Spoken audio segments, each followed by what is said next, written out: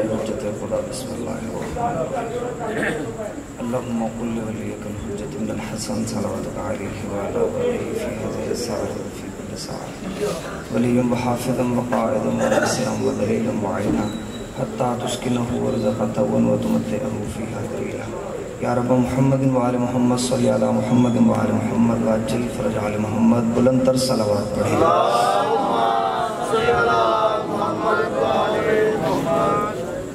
بسم اللہ الرحمن الرحیم الحمدللہ رب المعصومین یا ہوا یا من لا یعلم ما ہوا کیف ہوا حیث ہوا این ہوا الا ہوا وذل عزت والجبروت الصلاة والسلام علی خلق اول بنور ربہ وبقدرتہ وبجلالہ وبکمالہ اسرتہ خیر اسرت شجرتہ خیر شجرت اسمہ احمد مرفوع علی العرش وارضین محمد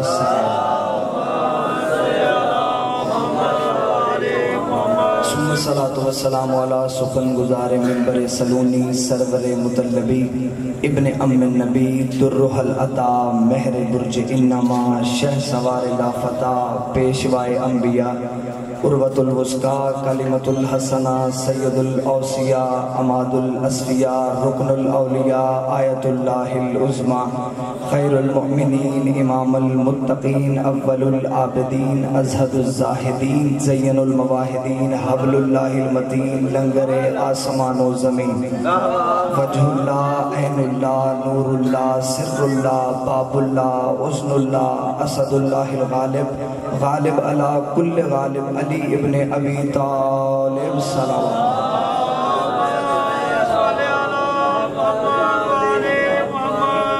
وأولادہ الطیبین الطاہرین المعصومین المنتجبین المہدیین ولعن اللہ تعالی علی قوم الظالمین الکافرین المنافقین المتکبرین اما بعد فقد قال حق سبحانہ وتعالی فی کتابہ المجید وفرقانہ الحمید وهو اصدق الصادقین وقولہ الحق بسم اللہ الرحمن الرحیم ثم اورثنا الکتاب الذین اصطفینا من عبادنا بلند تر صلوات پڑھیں اللہ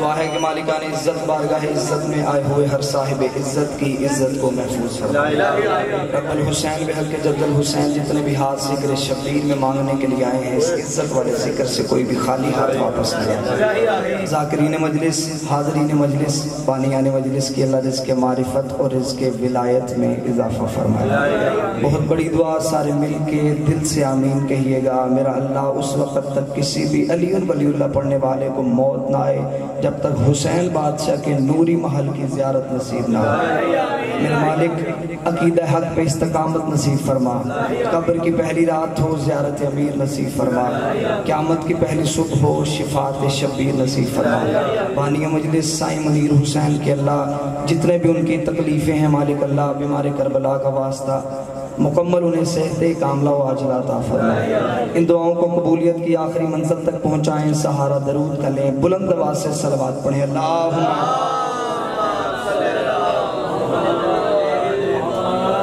اجازت ہے ذکر شکریہ جو ماتمی جو عزادار پیچھے بیٹھے ہیں تھوڑا تھوڑا آگے آ جائیں تاکہ ایک مجلس کا ماحول بن سکے درود پڑھتے ہوئے آگے آ جائیں اللہم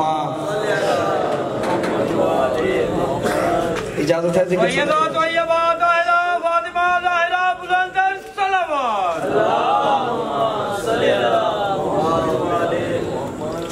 جھوٹ کے سمندر میں تھپیڑے کھاتی ہوئی انسانیت سچائی کے جس جزیرے پہ آ کے پرسکون ہو جاتی ہے سچائی کے اس جزیرے کو مجلس حسین کہتے ہیں تھوڑی تھوڑی زحمت فرمائیے گا یقیناً آپ کی سوچوں سے میں نے کم وقت پڑھنا ہے اس نفسہ نفسی کے عالم میں اس افراتفری کے دور میں سسکتی بلکتی تڑپتی ہوئی انسانیت جس گھر میں آ کے پرسکون ہو جاتی ہے وہ گھر حسین ابن علی کا ہے ساری رات کا بسم اللہ ساری رات کا تڑپتا ہوا مریض جس فرش پہ بیٹھ کے اپنی سانسوں کو اطمینان محسوس کرتا ہے اس شفا خانے کو مجلس حسین کہتے ہیں آپ جتنے بھی آئے ہیں آپ ہمارے مہمان مہمان نہیں, آپ حسین ابن علی کے مہمان ہیں, اور مہمانوں کا دل دکھانا میری قوم کا شیوا ہے ہی نہیں. آپ جتنے بھی آئے ہیں اگر آپ اہل سنت ہیں آپ اہل سنت رہیں, لیکن مجلسوں میں آئیں, کیونکہ مجلس میں بیٹھنے سے چند فوائد حاصل ہوں گے. جو سنی بھائی مجلس میں بیٹھے انہیں مجلس میں بیٹھنے کے فائدے بتا دیتا ہوں. اللہ نے قرآن میں فرمایا جب حضرت ابراہیم کو آگ میں پھینکا جا رہا تھا, ایک چھوٹا سا پرندہ اپنے منہ میں پانی کا ایک قطرہ لے کے اس دہکتی ہوئی آگ کے اوپر جا رہا تھا. رستے میں پرندوں نے رو کر پوچھا کہاں جا رہے ہو؟ اسے کہا میں پانی کا ایک قطرہ اس دہکتی ہوئی آگ کے اوپر پھینکنے جا رہا ہوں. انہوں نے کہا میلوں کی لگی ہوئی آگ ہے, سالوں کی اکٹھی کی ہوئی جنگل کی لکڑیاں ہیں, تیرے ایک قطرے سے آگ بجھنی نہیں. پرندے نے جواب دے کے ہمارے عقیدے مضبوط کر دیے. اسے کہا پتہ مجھے بھی ہے کہ میرے ایک قطرے سے آگ بجھنی نہیں, لیکن میں پانی کا ایک قطرہ آگ کے اوپر پھینک کے اللہ کو گواہ بناؤں گا کہ میرا تعلق ابراہیم سے تھا, نمرودیوں سے نہیں تھا. اسی لیے کہتے ہیں ذکر حسین میں آؤ, مجلس حسین میں بیٹھو تاکہ اللہ کو گواہ بنا سکو. تمہارا تعلق حسین سے تھا, یزیدیوں سے نہیں تھا.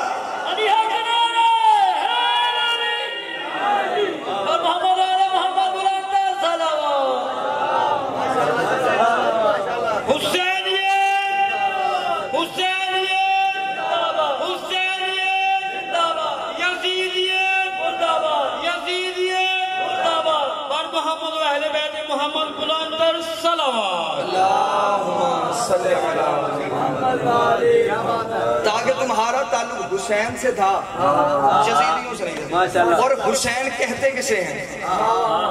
میری خطابت میں مولا حسین کے تعارف کا اس سے بہتر جملہ ہے ہی نہیں. حسین کہتے کسے ہیں؟ جو دشمن کی طاقت کو لعنت بنا کے اس کے گلے میں ڈال دے اسے کائنات میں حسین کہتے ہیں. بادشاہ حسین جو دشمن کی طاقت کو لعنت بنا کے اس کے گلے میں ڈال دے اسے کائنات میں حسین کہتے ہیں. اور حسین کون ہے؟ جو آخری حملہ کربلا کی جنگ میں آخری حملہ اپنے 6 ماہ کے لال سے کروائے اسے کائنات میں حسین کہتے ہیں. اور حسین کتنا بڑا کریم ہے, جو جسے تقدیر کچھ نہ دے اسے شبیر سب کچھ دیتا. فطرت سے اللہ نے پر لے لیے تھے, خدا نے فطرت سے پر لے لیے, حسین نے اسے پر دے دیے. مجھے بول کے بتاؤ فطرت مجرم کہاں کا تھا؟ عرش کا تھا. حسین نے شفا کہاں پہ دی؟ فرش پہ. ایک کریم کربلا وہاں سے آئے تھے, وہیں پہ شفا دے کے آ جاتے.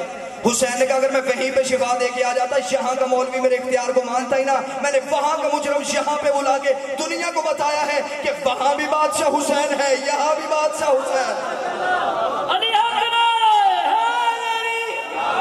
میں نے وہاں کا مجرم یہاں پہ بلا کے دنیا کو بتا دیا وہاں بھی بادشاہ حسین, یہاں بھی بادشاہ. اگر آپ نئی بات سننا چاہتے ہیں تو فطرت تخلیق آدم سے پہلے کا مجرم تھا.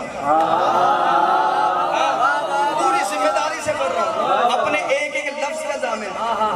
فطرت تخلیق آدم سے پہلے کا مجرم تھا, آدم کے بننے سے پہلے مجرم تھا. یہ نہیں کہ ابھی اسے سزا ملنی تھی, توجہ میری طرف رکھیے گا, یہ نہیں کہ ابھی اسے سزا ملنی تھی, خدا کا سزا یافتہ تھا. سزا خدا نے دے دی تھی, خدا نے سزا دے دی تھی. ملزم نہیں تھا, مجرم تھا. حسین نے چھڑوا لیا. اے کریم کربلا, تخلیق آدم سے پہلے کا مجرم تھا. اس کے بعد آدم زمین پہ آیا, آدم توبہ کرنے کا ہنر جانتا تھا. فطرت آدم کے پاس نہیں آیا. نوح نجات کی کشتی لے کے دنیا میں پھرتا رہا, فطرت نوح کے پاس نہیں آیا. موسیٰ اللہ سے ہم کلام ہوتا تھا, فطرت موسیٰ کے ذریعے سے اللہ سے سفارش کروانے کے لیے نہیں آیا. عیسیٰ ٹھوکر سے مردے کو زندہ کرتا تھا, فطرت اپنا مردہ مقدر زندہ کروانے کے لیے نہیں آیا. حد ہو گئی 17 ربیع الاول کو کائنات میں بہار آ گئی, کائنات کا سب سے بڑا رسول آ گیا. فطرت محمد مصطفیٰ کے پاس نہیں آیا. 13 رجب کو لم یلد کے گھر سے کسی کی آواز آئی, فطرت علی کے پاس نہیں آیا. 15 رمضان کو حسن جیسا قرآن آیا, فطرت حسن کے پاس نہیں آیا. ادھر 3 شعبان آئی, 3 شعبان کا آنا تھا, فطرت نے انگڑائی لی. فطرت نے جبریل سے کہا اب مجھے زمین پہ لے جا, اب میرا طبیب آ گیا ہے, اب میرا حکیم آ گیا ہے. جبریل نے تڑپ کے کہا آدم آیا, نوح آیا, ابراہیم آیا, موسیٰ عیسیٰ نبی آئے, حتیٰ کہ سید الانبیاء آ گیا. تو ان کے پاس کیوں نہیں گیا؟ حسین کے پاس کیوں جا رہا ہے؟ اسے کہا اگر میں ان کے پاس جاتا, وہ پہلے لوح دیکھتے ہیں پھر معاف کرتے ہیں, پہلے لوح دیکھتے ہیں پھر معاف کرتے ہیں. کائنات کا واحد طبیب ہے حسین, جو دیتا پہلے ہے لکھواتا بعد میں. آخر تک ہاتھ اونچے, حیدری. کائنات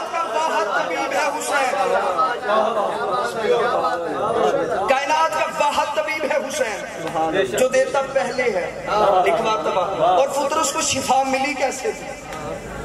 زبان سے، ہاتھ لگا کے نہ، جھولے سے مس لیا تھا. اے کریم کربلا اتنی دور سے آیا تھا، آپ اسے ہاتھ لگا کے شفا دے دیتے. دور سے مریض آئے اسے حکیم پہلے دیکھتا ہے. عرش کا مجرم تھا، عرش کا مریض تھا. اے کریم کربلا اتنی دور سے آیا تھا، اب اسے ہاتھ لگا کے شفا دے دیتے. حسین نے کہا میں ہاتھ لگا کے شفا دے سکتا تھا، لیکن اگر میں ہاتھ لگا کے شفا دے دیتا قیامت تک کے لیے مولوی پھونکتا رہتا. جب تک حسین تھا تب تک شفا تھی، جب تک حسین تھا تب تک شفا تھی. میں نے اپنے گہوارے کے ساتھ مس کر کے دنیا کو بتا دیا کہ جب تک حسین نہیں، جو چیز حسین کی ہو جائے، جو چیز حسین کی ہو جائے. اب قیامت تک کے لیے شفا لینی ہو، یہ نہ دیکھنا حسین کہاں ہے، یہ دیکھنا علم کہاں ہے، جھولا کہاں ہے، تازیہ کہاں ہے.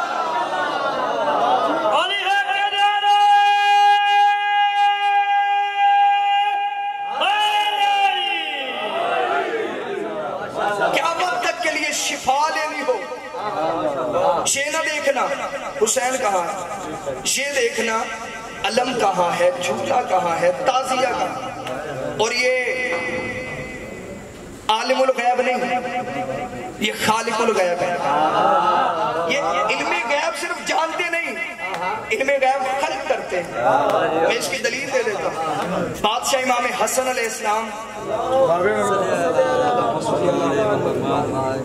امام حسن علیہ السلام باغ میں تھے. یہ باہر سے اللہم صلی اللہ محمد، جلدی فیصلہ کریں کہاں ہے.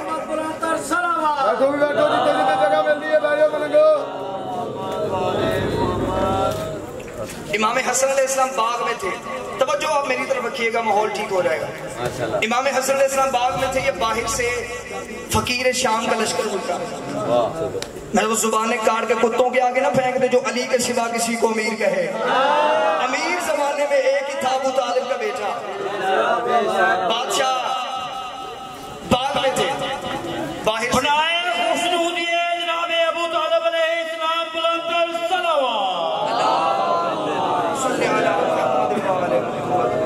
ماشاءاللہ. اس نے باہر سے مخاطب ہو کے پہلے اس نے اپنی فوج سے پوچھا. اس نے کہا وہ سامنے حسن کھڑا ہے. کہاں حسن کھڑا ہے؟ اس نے کہا ایک لمحے کے لیے رکو، ایک لمحے کے لیے اپنے تخت تاج حکومت کا حسن پہ روپ ڈالتے ہیں. اس نے باہر سے امام کو مخاطب کر کے کہا، اس نے کہا حسن تیرا بابا سلونی کے دعوے کرتا تھا، کیا تو بھی کرتا ہے؟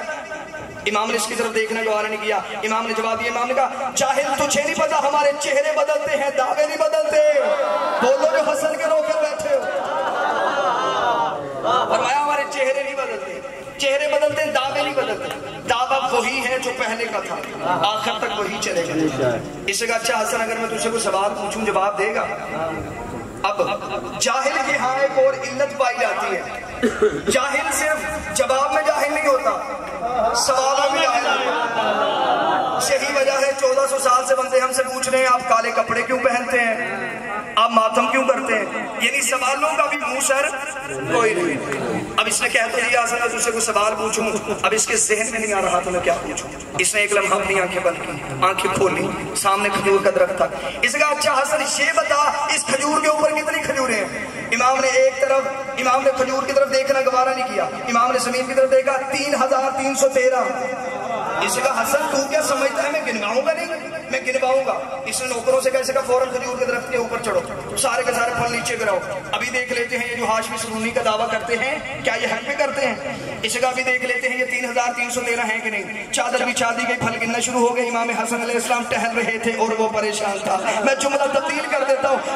امامت مطمئن تھی، حکومت پریشان تھی. امامت مطمئن تھی، حکومت پریشان تھی. پریشان حکومت میں سپاہیوں نے کھجوریں گنتے گنتے گنتے گنتے اور ان کا 3313 ہی ہیں، 3313 ہی ہیں. اس کا ایک گھٹاؤ ایک بڑھاؤ، ایک گھٹاؤ ایک بڑھاؤ. ان کا گھٹاتے ہیں گھٹتی نہیں، بڑھاتے ہیں بڑھتی نہیں، گھٹاتے ہیں گھٹتی نہیں، بڑھاتے ہیں بڑھتی نہیں. یہ جلدی سے اپنے گھوڑے کی زین پہ آیا، اسے گھوڑے کو چلانا شروع کیا. امام نے کہا چاہے تو نے سوال پوچھا، میں نے جواب دیا. اب بتا بنا کیا تیرے سوال کا؟ تو جیتا کہ میں ہارا، میں جیتا کہ تو ہارا؟ ہار جیت کا تصور تیرے ذہن میں تھا.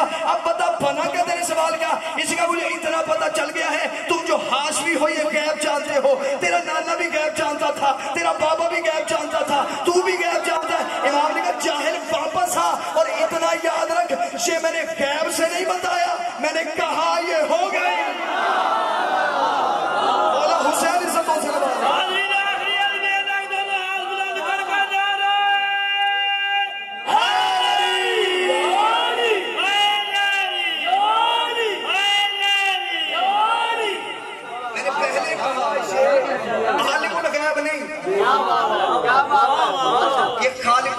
یہ جو کہہ دیتے ہیں وہ ہو جاتا ہے. میرے امیر المومنین کوفہ کی مسجد میں بیٹھے تھے، یا کچھ بندوں نے سوچا کوئی ایسا بندہ تلاش کرے جو علی سے ایسا سوال کرے کہ علی سوچ میں پڑے. یہ ڈھونڈتے ڈھونڈتے کہ یہودی عالم کے پاس آئے جو 70 سال سے غار میں رہ رہا تھا. اتنی ریاضت تھی اس کی کہ وہ علم غیب کی چیزوں میں جھانک لیتا تھا. عبادت نہیں تھی اس کی، ریاضت تھی. کہیں اور موقع میرا تو بتاؤں گا عبادت اور ریاضت میں فرق کیا ہوتا ہے. اتنی ریاضت تھی اس کی، علم غیب کی چیزوں میں جھانک لیتا تھا. اسے لے کے آئے کوفہ میں، مسجد کے باہر کھڑے ہو کے اسے تیار کیا. جب یہ اندر آیا، سامنے ممبر پہ میرے شہنشاہ امیر المومنین بیٹھے تھے. اس نے آگے کہا شاید ہی کوفے کے لوگ آپ سے سوال کرتے ہیں، میں چاہتا ہوں آپ مجھ سے سوال کریں اور میں اس کا جواب دوں. اتنا جملہ کہنا تھا، جواب علی کا سن کے آپ کے چہروں پہ ولایت علی کی چمک آ جائے گی. علی نے مسکرا کے فرمایا اکیلا تو جواب دے گا یا وہ بھی آئیں گے جو تجھے لے کے آئے ہیں؟ اس نے کہا یا علی اگر میں آ گیا ہوں اکیلا ہی کافی ہوں، آپ مجھ سے سوال کریں میں آپ کے جواب دوں. اب علی کے سامنے اگر کوئی نبی بیٹھا ہوتا، علی ضرور کوئی علم کی گرہت ہوتا. علی کے سامنے بیٹھا تھا کہ جاہل یہودی. علی نے اپنے ہاتھ کو آگے کیا، اپنے ہاتھ کو پیچھے کر کے مٹھی کو بند کیا، ہاتھ کو آگے کیا. علی نے فرمایا بتا میری مٹھی میں کیا ہے. اس نے ایک لمحہ اپنی آنکھیں بند کی، آسمانی کتابوں کے علم کے مطابق علم غیب میں جھانکا، آنکھیں کھولی. اس نے کہا یا علی کوہ ابو قبیس ایک پہاڑی ہے، اس میں ایک فاختہ نے انڈے دیے ہیں، ان میں سے ایک انڈا آپ نے اٹھایا ہے. اب جس طرح آپ چپ ہیں بالکل صحابہ بھی اسی طرح چپ تھے کہ پتہ نہیں علی کے ہاتھ سے کیا نکلنے لگا. بندے دیکھ رہے تھے علی کے ہاتھ سے پتہ نہیں کیا نکلنے لگا. علی نے یوں ہاتھ کو کھولا تو وہی فاختہ کا انڈا تھا. بندے اندر ہی اندر سے خوش ہوئے. انہوں نے کہا اب تو علی ہار گیا ہے، اب دیکھتے ہیں علی کیا کرتا ہے. اب تو ایک یہودی نے علی کو ہرا دیا ہے. اتنا جملہ کہنا تھا، علی ممبر سے نیچے آئے، علی نے اس کے سینے پہ ہاتھ رکھا. علی نے فرمایا خدا نے وہ ماں پیدا ہی نہیں کی جو ایسا بیٹا چنے جو علی کے مقابلے میں آگے کھڑا ہو جائے. علی نے وہی انڈا اس کے ہاتھ میں رکھے گا، رکھ وہیں پہ جہاں سے میں نے اٹھایا ہے.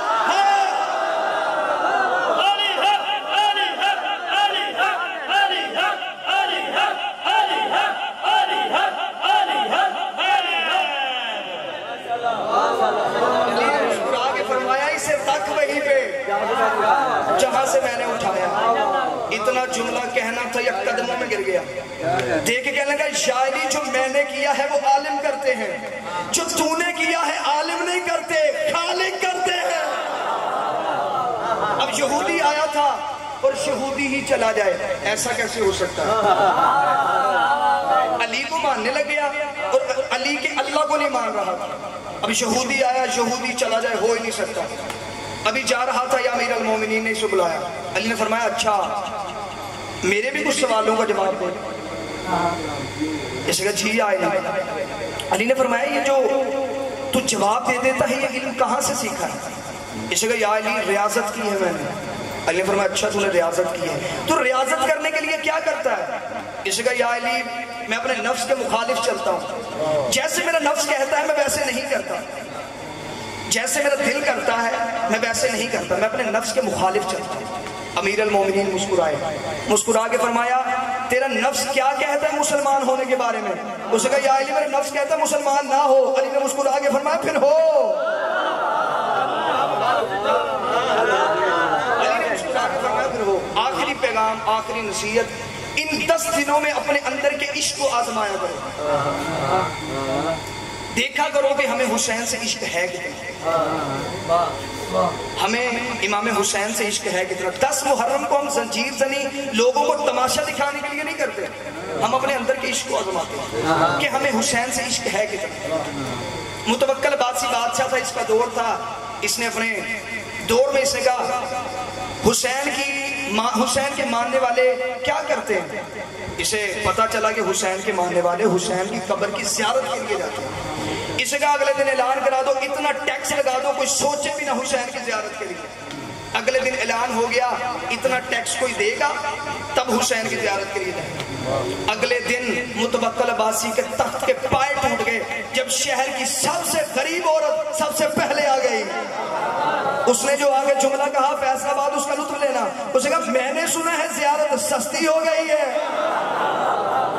اسے کہا میں نے سنا زیارت سستی ہو گئی. اسے کہا بڑھیا ٹیکس لگ گیا. بڑھیا نے کہا کتنا؟ متوکل نے دینار بتا. اسے جلدی سے اپنی چادر کی گرھا کھولا شیلے دینار. اسے کہا بڑھیا تو شہر کی سب سے غریب عورت تھی اتنا پیسہ تیرے پاس کہاں سے آیا؟ مسکرا کے کہتی جس نے بلایا ہے اسی نے دیے.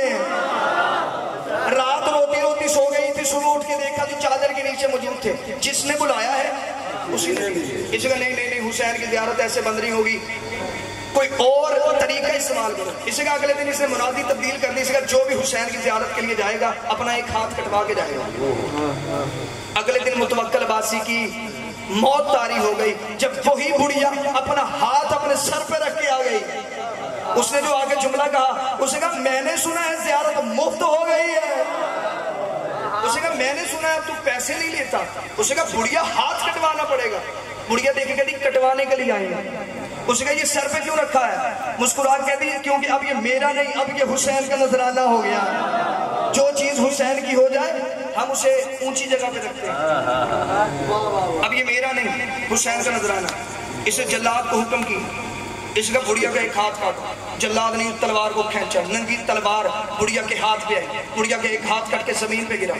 دیکھنے لگی اب تو کہہ دے اب میں چلی جاؤں کربلا. اس کا نہیں یہ ایسے نہیں رکے گی. اس کا دوسرا ہاتھ بھی کاٹو.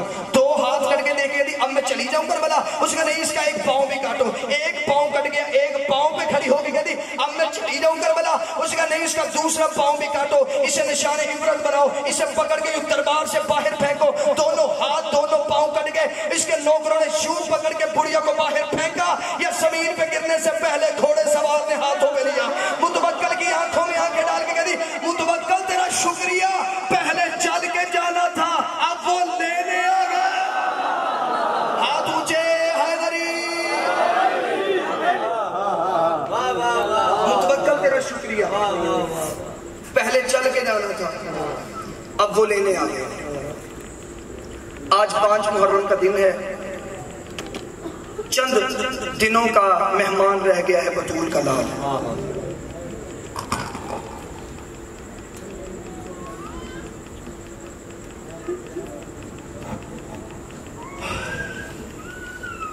حسین نے ان 10 دنوں میں فطرت تبدیل کر دی. جو عام طور پہ ہوتا تھا وہ اب نہیں ہوتا. جو مائیں اور بیٹیاں بغیر اجازت کے کبھی گھر سے نہیں نکلتی تھی وہ بھی بغیر اجازت کے سر پہ کپڑا لے کے مطمئن ہو کے چلی جاتی ہیں. کیونکہ باپ اور بیٹے کو خبر ہے اسے رونے گئی ہیں جو حسین کی لاش سے چپ کر کے گزر گئی تھی. اسے رونے کے لیے گئی ہیں جو حسین کی لاش سے چپ کر کے گزر گئی تھی. میں نے اپنی آنکھوں سے دیکھا ہے منتوں سے مانگے ہوئے بیٹے ماں ہاتھ میں زنجیر دے کے بچے کو ہلکا ماتم میں لے کے آتے ہیں. ماتمیوں کے زیادہ رش کی وجہ سے آگے نہیں آ سکتی. کسی ماتمی کی منت کر کے کہتی ہے دیکھ میں نے منت مانی تھی جب میرا بیٹا چلنے کے قابل ہوگا تو حسین کو پرسہ دے گا. اب یہ ہو گیا ہے چلنے کے قابل. میں اس کے لیے لے کے آئی ہوں زنجیر. اس کا ہاتھ پکڑ کے اسے ہلکا ماتم میں لے کے جا تاکہ میری منت پوری ہو سکے. وہ ماتمی بچے کا ہاتھ پکڑ کے اسے ہلکا ماتم میں لے کے جاتا ہے. بچہ 2 سے 3 ہاتھ مارتا ہے. ماتمی ماں کی طرف دیکھتا ہے کہ شاید ماں تڑپ جائے. وہ بچہ 2 سے 3 ہاتھ مارتا ہے. ماتمی زنجیر پکڑنے کا ارادہ کرتا ہے. دور سے ماں آواز دے کے کہتی مارنے دے میں نے حسین سے مانگا. مارنے دے میں نے اکبر کے حصے کا مانگا. کہاں گئی ماں کی محبت؟ حسین نے فطرت تبدیل کر دی. پورا سال بھائی کے کرتے پہ خون کا ایک دبا بہن برداشت نہیں کرتی. اگر خون کا دبا بھائی کے کرتے پہ دیکھ لے قریب آ کے کہتی مجھے بتا ہوا کیا ہے؟ اسی سے لڑکے تو نہیں آیا کہیں پہ گرا تو نہیں. اگر اہل سنت بیٹھے ہو اگر حسین کی محبت کا معجزہ دیکھنا ہو شام غریبہ کسی شیعہ کے گھر میں جا کے دیکھنا 7 بہنوں کا ایک بھائی بھی ہو کمر سے کپڑا ہٹا کے چھوٹی بہنوں کو دکھا کے کہتی ہے دیکھو منظوری کتنی ہوئی ہے. اس سال کا زخم پچھلے سال کے زخم سے گہرا. دیکھو منظوری کتنی ہوئی. اب آنا ہے شہزادہ علی اصغر کا گہوارہ. کوشش کرنا ایسے انتظار کرنا علم کا جیسے موت والے گھر میں جنازے کا انتظار ہوتا ہے۔ شرما کے نہ رونا حسین کے بیٹے کو۔ میرے امام سید الساجدین اپنے گھر مجلس پڑھ رہے تھے، یہ سامنے ایک بندہ بیٹھا اپنے چہرے پہ رومال رکھ کے رو رہا تھا۔ امام نے ممبر چھوڑا، امام اس کے قریب آئے، امام نے اس کے چہرے سے رومال کھینچا۔ امام نے فرمایا رومال رکھ کے کیوں رو رہا ہے؟ اس نے کہا مولا پھر کیسے رو؟